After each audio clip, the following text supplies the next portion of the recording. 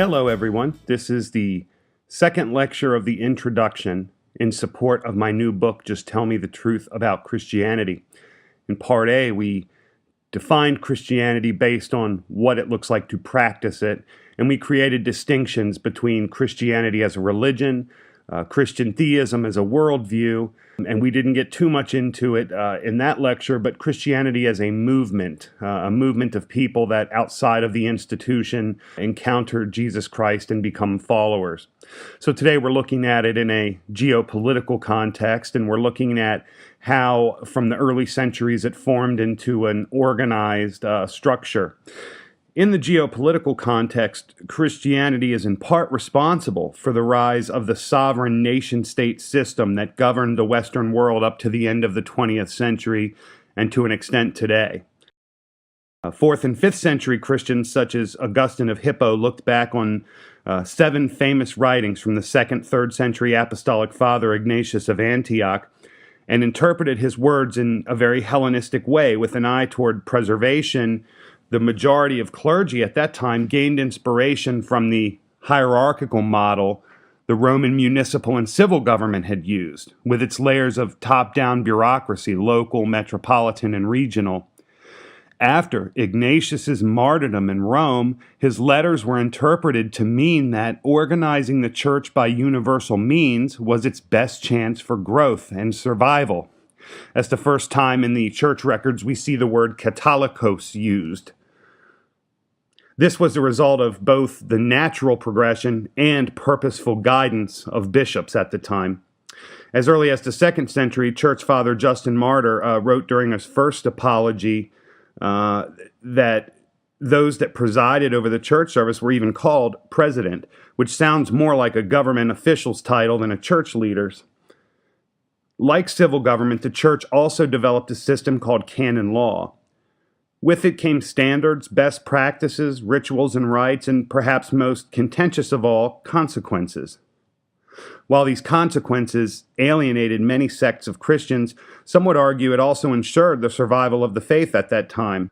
Luckily for theologians and believers today, primary source records show in some detail what Christians of all stripes believed during various snapshots in time. This information sheds light on the influence Christianity had on the world. This was typified in the leadership of men like Frederick II, the Holy Roman Emperor, whose upbringing, education, and personal Christian faith led to unprecedented advances in international diplomacy, yet not through the church. He established his countries on his personal Christian values despite Catholicism's preeminence as the definitive Christian religion at the time. Certainly his story is not the only one, and his unfortunately ends in tragedy. However, the subsequent result of his work showed how strong Christian theism was as a prevailing universal worldview compared to the development of the Muslim world. Additionally, consider how it was with the Crusades. The Crusades into the Holy Land were defined for Christians as the adoption of a totally new way of thought. Pope Urban II preached the First Crusade as spiritual in nature, highlighting the self-sacrifice that would come from grueling campaigns. By going to rescue Christians in occupied lands, placing Jerusalem's Holy Sepulchre as the mental image and rallying point, and restoring towns and cities from occupation by Muslims, moral implications were placed on war. In these ways, the spiritual view of Christianity progressed once again and led to a higher, lowest moral common denominator for society. Tragically, Pope Urban's vision was never fully realized because Christians at the time did continue to kill Christians, just not to the scope portrayed by modern nihilists ignorant of history. The lowest common moral denominator continued to rise over the centuries. By the time Johannes Gutenberg's movable type printing press came online, the explosion of printing exposed to the average person what can be likened to the technological advancements of today, such as the internet and social media. In another sense, the rise of Christianity throughout the world has always been a struggle between good and evil because it was the struggle of individuals against themselves.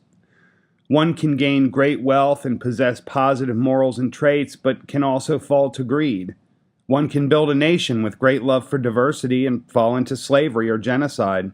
One can rise as a self-made leader of the people, yet fall to the comfort of privilege, forgetting from where he or she came. In these contradictions lies the very growth of the Christian faith, which was sometimes an ugly and violent process. In other words, will the individual, through the ego, seek to control circumstances or follow the moral precepts of the Creator? One would think that the advent of advanced technology would raise man's spiritual capacity and the quality of academic discourse in our time. Yet today's theologians, for the most part, are hardly critical thinkers advancing spiritual thought for the modern world. Specifically, America's capacity for critical thought seems to be declining. Many would also like to see Christian theism revived as the world's prevailing worldview, a philosophy that is in rapid decline today. Until the mid-20th century, the influence of Christianity contributed to the rise of nations above subsistence living, the search for safety, food, and shelter. It also provided solace and hope for those that did not have. In the development of social trust, collaboration led to further centralization. It was Christian theism that in part allowed for the development of complex bureaucratic frameworks, art, music, philosophy, cuisine, architecture, and other creative and academic experiences beyond the reptilian brain's focuses. These declines are problematic because, according to Christian theism, the capacities toward critical thinking in a culture's individuals accompany a successful rise toward civilization. However, modern society once again bought into the reoccurring lie that man can master himself and build a great civilization without giving even the slightest credit to God. Further, that while man can put no breath into his own lungs or cause a newborn heart to beat, that he should be given accolades for his role in discovering what his understanding tells him is the meaning and source of life. Today, many critics in reality lack the understanding to separate the value of Christian theism from the religion of Christianity. Instead, these critics look to a small circle of institutional scientists, secularized faith leaders, and government agencies to tell them what to think and feel. It relies on a mass media conglomeration that is overwhelmingly secular in its view to accomplish this end. One only need look at every other civilization in history to see that instead of buying into delusions of grandeur, man should encourage the study of previous civilizations and keep an open mind about advancing intellectual and spiritual capacities. Events like the 2004 Boxing Day tsunami or the 2011 earthquake and subsequent tsunami in Sendai, Japan, are always there to remind each generation that what man builds can literally be destroyed in mere minutes, with few exceptions.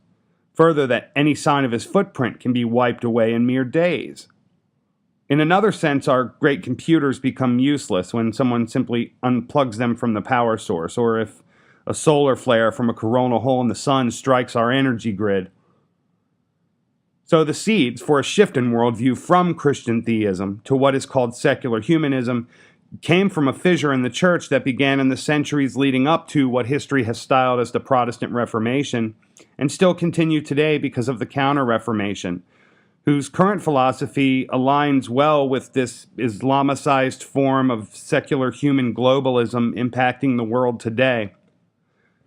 The transition to this new worldview developed over centuries because people learned more and more about the level of corruption in the church at the time and the church's allegedly sinister response to the Reformation. Many thousands of people up to that time did not even know there was a pope or what exactly he did. As more believers began reading and more relations were forged between various nationalities and cultures, Christians realized just how disconnected their universal church was. After the fall of Constantinople, theologians from the East made their way to Western Europe with their scripture manuscripts written in Koine Greek, the original New Testament language. These great teachers began lecturing in Western universities. They looked at the Catholic Church's Latin Vulgate, written by Jerome in the 380s, with great concern, going so far as to accuse the Catholic Church of perverting the teachings of Jesus Christ on purpose. These scholars also viewed the Catholic Church as corrupt and shared that view with the public. Instead of evolving and adapting in the face of public outcry for reforms, one could argue that the Church used its canon law, resources, and military religious orders to control the people and bring them into submission. That plan worked for a while, but ultimately failed. On the other hand, it did not seem to matter that the Church failed because Christian Theism still influenced the daily life of most individuals. Increasingly, there became a distinction between Christianity as a religion and as a value system. Life had gotten better through the adoption of Christian teachings generally, and the lowest moral common denominators continued rising worldwide. Even with a substantially weakened Catholic Church at that time, the principles of Christianity still made their way into a sort of general moral standard for society. As nation-states developed and came to be defined by sovereign borders, flags, trade relations, unique resources, slight cultural variants, Christian theism continued to evolve into the idea of religious freedom. And I'm talking about well earlier than John Calvin and the 1550s in Geneva, where religious freedom is largely attributed to their work there. The religious freedom in the context of governments was interpreted as personal and civil liberties. In that way, Christian theism influenced the systems of modern government too, forms of government such as constitutional monarchies or republics, where personal liberty and free speech became viewed as natural rights preceding the formation of organized government. As the modern era approached, the lowest moral common denominator had grown so high that, lacking context, professors in Western universities looked around and assumed advances and propensity for understanding and applying complex divisions of labor were responsible for the relative peace and high living standard by comparison to other eras. This is one of the assumptions that accompany secular human thought. Advances did in fact occur, but where the credit is placed seems to define one of the key differences between theism and humanism. The lesson highlighting the difference is present all through written history. The Tower of Babel in the book of Genesis comes to mind. God had commanded man to be fruitful, multiply, and replenish the whole earth in the wake of the great deluge. Instead, motivated by fear of another flood, lust for power, King Nimrod, the mighty hunter, identified by archaeologists on the Sumerian kings list as Enmerkar, he led a great building project at Eridu, an early iteration of Babylon on the plains of Shinar. Nimrod began construction of this great ziggurat where all people could gather as one in their great temple with their own forms of spirituality. God saw what they were doing and came down to confound their languages, thus compelling them to scatter and settle all areas of the globe as they searched for people with which they could communicate. The same thing happened time and again. Man thrived under theism, but eventually turned to his own ways in some form of idolatry. It happened next to the Hebrews under Moses, where man received the written spiritual, civil, and ceremonial law. Man fell into that pattern quickly, repented, and over and again. Another example comes in the Old Testament book of Esther. King Ahasuerus could not reverse a law once at the request of the queen once it had been fed into the bureaucracy, even though it meant war and genocide toward the Jews. These events occurred despite the king's supposed absolute power. Today, man has done something similar to that of the Old Testament Medes and Persians. He has created complex frameworks and nomenclature to identify processes and meanings. Like previous civilizations, the people at the academic and institutional level of most disciplines end up using the rigid system of analysis to analyze that which created it, limiting itself to a small framework of understanding and the writings of predecessors with the exact same limitations. This system eats up critical thought and squashes all but a few humanistic theories that fit the desired cultural narrative, whether from the state or an institutional church. Needless to say, each time mankind has taken this approach, it's eventually declined and collapsed. The more archaeologists find, the more it seems our current historical and scientific narratives need an open-minded review. That is, of course, a very gracious way to put it. Scholar Graham Hancock perhaps says it best when he says that humans are a race with amnesia. Further, secular humanism ignores the spiritual side of reality, which comprises 50% of a human being, and tries to explain away man's esoteric longing with simple natural processes. This epitome of ignorance is representative of the Old Testament account of the Israelites begging their prophet Samuel to ask God for a king, just like the Canaanite tribes. Today, Western civilization is looking to be saved from its ignorance, drastic misuse of natural resources, and moral collapse.